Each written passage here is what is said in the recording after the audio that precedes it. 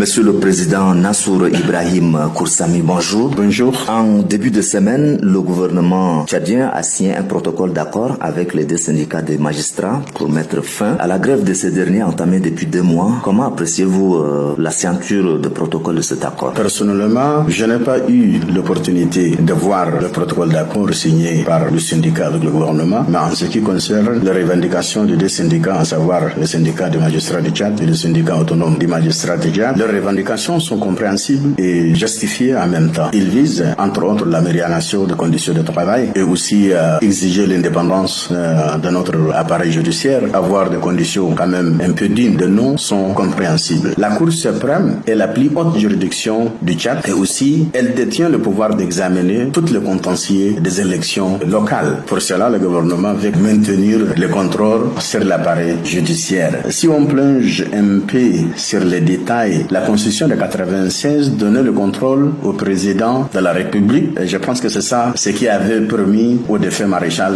d'assurer 30 ans de pouvoir ou bien avoir cette longévité de son pouvoir. Le président actuel de la transition, ignorant cette réalité, avait promis qu'il ne présiderait plus le Conseil supérieur de la magistrature, mais rapidement et curieusement, il s'est rendu compte de son erreur et se voit obligé de faire un recul ou bien revirement. Alors, ces conseillers juridiques ont essayé de placer le président de la Cour suprême à la tête du Conseil supérieur de la magistrature, avec ou secondé par le ministre de la Justice à la tête du Conseil supérieur. Ça, je peux dire, c'est ridicule à la limite. Mardi dernier, le GECAP, dont votre parti fait également partie, à travers un point de presse, a annoncé qu'il fera feu de tout bois pour faire barrage au processus référendaire qu'il estime être biaisé d'avance. Pourquoi cette décision? Sinon, les raisons. En ce qui concerne le référendum, je peux dire que le gouvernement continue dans leur logique, dans leur plan, ignorant les autres. Ils veulent donc faire le forcing. Mais nous pensons, avec une grande majorité des Tchadiens, la raison principale de notre désaccord, que le gouvernement de transition actuel n'a aucune légitimité constitutionnelle pour organiser ce type de référendum constitutionnel. Parce que c'est un gouvernement de transition pour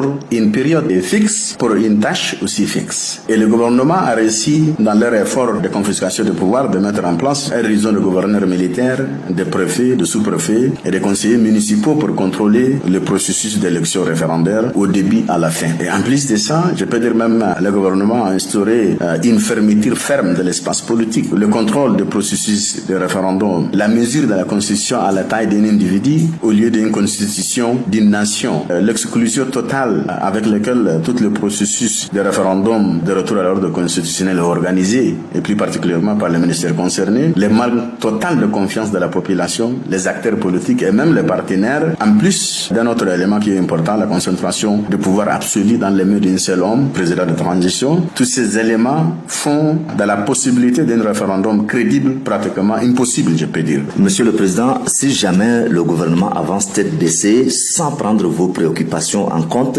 quelles sont les dispositions fortes que vous allez prendre à son encontre? Les GECAP, on ne peut pas vous expliquer exactement notre stratégie de blocage des restes du processus de transition, mais les GECAP, en tant que groupe de partis politiques sérieux, nous allons faire tout ce qui est dans notre pouvoir pour empêcher ce référendum, pour boycotter. Et je pense que c'est la seule, ou bien on n'a pas d'autre choix que de bloquer pour des raisons que je viens de vous citer. Ça, pour nous, il s'agit d'un mensonge, d'une pire fabrication qui met toute la nation tchadienne en danger. Ce sera une continuation de la misère actuelle du peuple tchadien. Pour cela, nous allons être obligés de boycotter de toutes les manières possibles. Et au moment venu, vous allez être informés ou bien voir ce que les GECAP peuvent faire ou le membre de GECAP peuvent faire comme activité de blocage ou méthode de blocage. À travers un mémorandum présenté ce mercredi, les organisations de la société civile du Tchad demandent à l'Union européenne de ne pas financer la transition. Est-ce que c'est une bonne idée?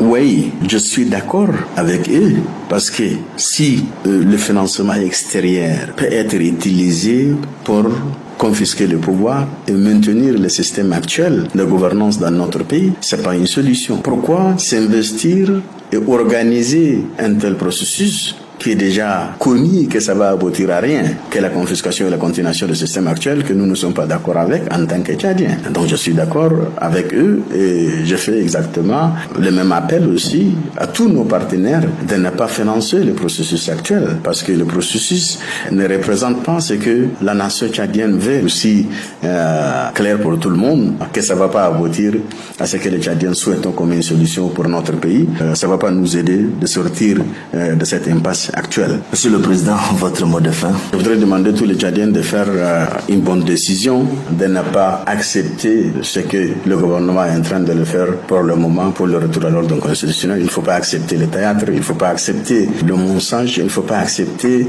ce que nous connaissons exactement, que ça va aboutir à rien, que la continuité du système actuel. Nous avons le droit de dire non, nous avons le droit de souhaiter un nouveau Tchad qui peut quand même répondre à nos aspirations en tant que nation. Monsieur le Président Nassour Ibrahim Koursami, merci. Merci beaucoup.